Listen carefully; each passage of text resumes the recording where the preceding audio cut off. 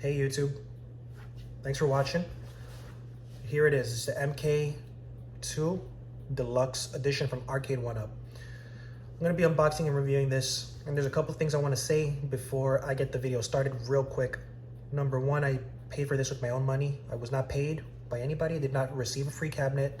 And technically, as of today, this isn't even on sale. Best Buy decided they wanted to sell it when they wanted to sell it. So number one, I said I would never pre-order anything from related to Arcade1Up ever again due to the massive fiasco that we had with Marvel vs. Capcom 2. Now, my nasty experience was mostly due to Best Buy. I'm not going to get into all the details. Everyone uploaded their video on it, but that's not really Arcade1Up's fault. That's Best Buy's fault. They need to do better with the way they put these products out. If Arcade1Up says our official release date is April 1st or whatever, then all the units should not be out before April 1st. Best Buy always does their own thing. They do whatever they want. So Best Buy, shame on you. Number two, I wasn't gonna buy this until I saw a physical, I wanna see a review. Now, I saw Kid Vid's video. He had one of these for a while. And then PD7 uploaded his really good video. Check out his review if you haven't already. After watching his review, I felt confident enough to buy this. Now, this is the first line of Deluxe that we're getting from Arcade1Up. We got MK Deluxe and Class of 81. And there's also a free MK4 movement. If we don't, if they fail miserably on the Deluxe cabinet, especially Mortal Kombat 2, then we will never see Mortal Kombat 4, to be honest. So that's why I felt, again, I saw PD7's review. I said, okay, it looks good. I feel safe buying this, so I'm gonna put my money in now. But again, I'm not gonna pre-order anything ever again. If it's not in the stores, I'm just gonna wait. No more FOMO. No more FOMO. And my experience buying this, I was not able to find this in the first Best Buy that I went to. Hey guys, just checked Best Buy. They didn't have the MK Deluxe. So I'm gonna check out another one in Kissimmee and see if they have it there. I walked in there, they didn't know what I was talking about. They didn't have it on the shelves. They were confused. They tried to sell me the Deluxe 30th anniversary. Well, they tried to sell me the 30th anniversary with the riser. Not what I was looking for. I drove about 30 minutes away to the next Best Buy and I saw the floor model. I took a picture of it and I brought it to the front because they didn't have the tag. They didn't know what I was talking about either. When I showed them the picture, they had to go back to the warehouse. They spent 20 minutes looking for it and they finally found it. $4.99, I picked it up and I got it home with me. Again, it's still not online because, again, it's not officially released. If Arcade1Up doesn't put a website, put anything up on their website that says on sale now, if you don't get a notification on the Arcade1Up app, it's not officially released. So the only way to get this is if your Best Buy is selling it. That's the only way to get it. So I'm gonna cut this up, assemble it, and do my review. And then hopefully you guys enjoy and you'll make a decision from there. Again, bought this with my own money. And I hope you guys enjoy this review. So let's check it out. All right, so I'm opening it up here, just looking at the manuals.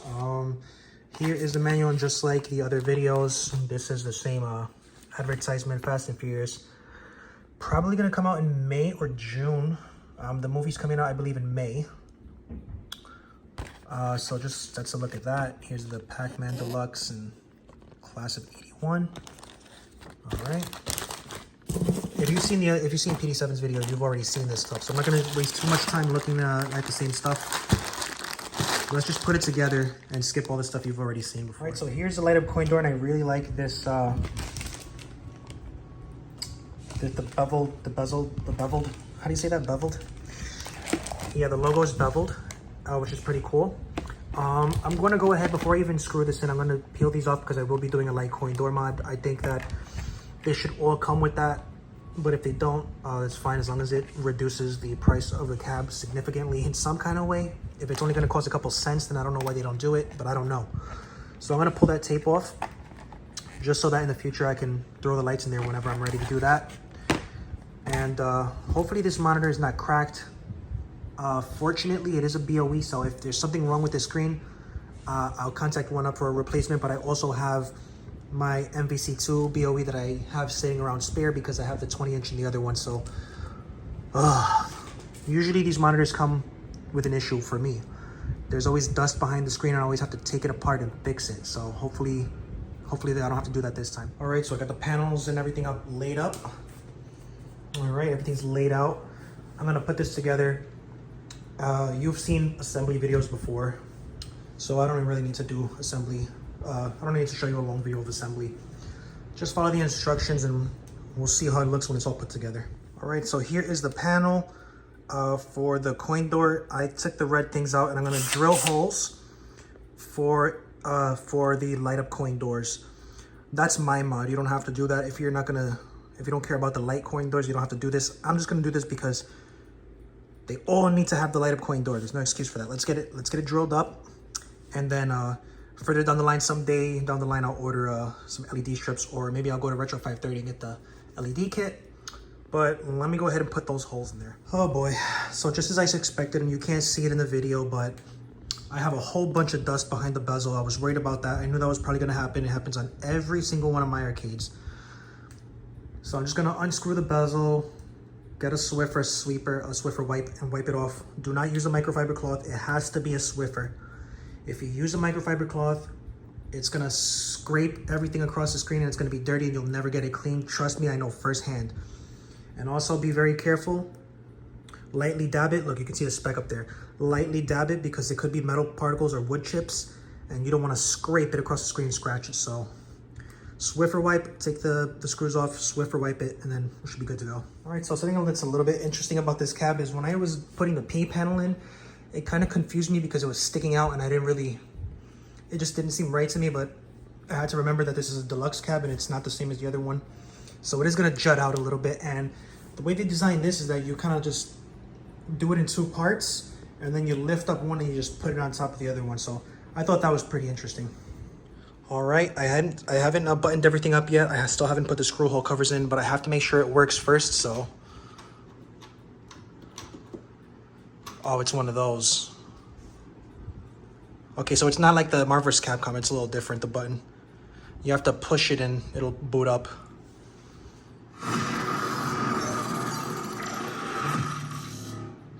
All right, so far so good. All right. By the way, the marquee, it looks great. Way better than what they've done with the other marquees. Like the Blitz, I think was the last one that came up really bad. This marquee looks great. It's daytime. It's not washed out at all. I love it. That looks great. I'm impressed. All right, so it looks good. Everything is working. Let's try I'll set this up and test the buttons, but let me put the screw hole covers in and then I'll show you the rest of that. All right, so it's fully put together. I got everything screwed in. I put the caps in. The artwork looks great. It's a little bit grainy as per usual, but it doesn't look bad. Here are the seam lines. Just have that little bit of line. Again, that doesn't really bother me. I think it looks great. To me, it doesn't really look too skinny. I have it right next to the Marvel vs. Capcom 2.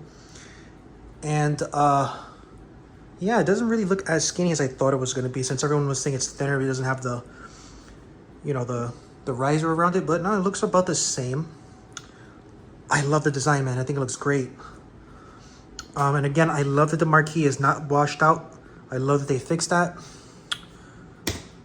Let's try Mortal Kombat.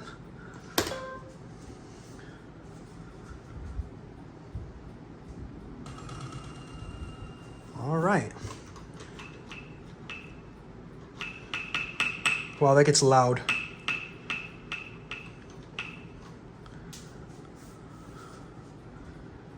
Yeah, it looks pretty good.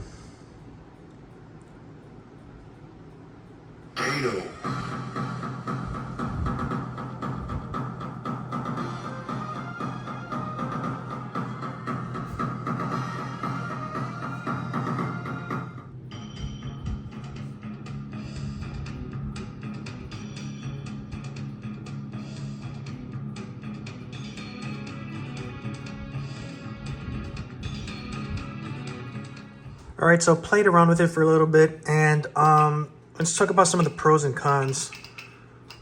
I like the game list here. I think it's a pretty good amount of games. You know, Mortal Kombat 1, 2, 3, Ultimate. This is your Mortal Kombat games up there. Then you have Paperboy, Rampage, Tapper, Tubin, Wizards of War, Bubbles, Defender, Gauntlet, Joust, and Clax. I played Clax a lot in laundromats before. Bubbles is a fun little midway game. So in terms of pros and cons with this cab, there is a little bit of input lag. It's the same as, you know, all the other Arcade1Up. You know, it's not unplayable. It just feels like you're playing on a modern screen. You know, that tiny bit of input lag you get with modern devices. Not unplayable. If you have a bunch of Arcade1Up machines, you're used to it by now. It's not a deal breaker for me. It's manageable. So I really don't have any other cons. This unit didn't come broken like my Marvel vs. Capcom 2. It didn't come with any crazy damages or anything like that, thank God. I love the form factor. I love that the marquee is fixed. It's not washed out. It looks great. The speakers sound good. The artwork is okay. It's like a little bit blurry when you get real close to it. All right, guys. So overall, it's a good experience so far. No crashes. Nothing out of the ordinary. It looks great. It runs great. It sounds good. The speakers are good. The marquee is fixed. I like the sticks. It's like the Marvel vs. Capcom 2. They have the 4-pound spring in there. It still has a little bit more tension. It's using an 8-way joystick. I can feel it. It's not a 4-way gate. It's an 8-way gate. I like it, man. I can't complain. It runs good. It plays good. Arcade1Up, you're doing better. Just continue down this path. I do want to thank everybody in the community that's been voicing their concerns in a great way. Just keep on doing great work, guys. We do appreciate the improvements. Last year, Arcade1Up wasn't in the same place as it was today. Made a couple of mistakes, but I think they're getting back on track. So we do appreciate that you are hearing the feedback and making the adjustments. The quality is improving on these machines. I greatly appreciate that. And just, you know, free MK4, man. Let's get it done. If this was a bad unit, then you could just forget about MK4. But I can tell you, man, this is a good unit. You can call me a shill all you want, but like I said, I bought this with my own money, and it works great. So I truly do appreciate it, guys. Thanks for watching the video. I hope if you're not sure about buying this and you're on the fence, I think it's a good buy. Again, BOE monitor, great speakers, marquees fixed, tight controls, and no issues coming out of the box for me. So thanks for watching, guys. Hope you like and subscribe. Peace.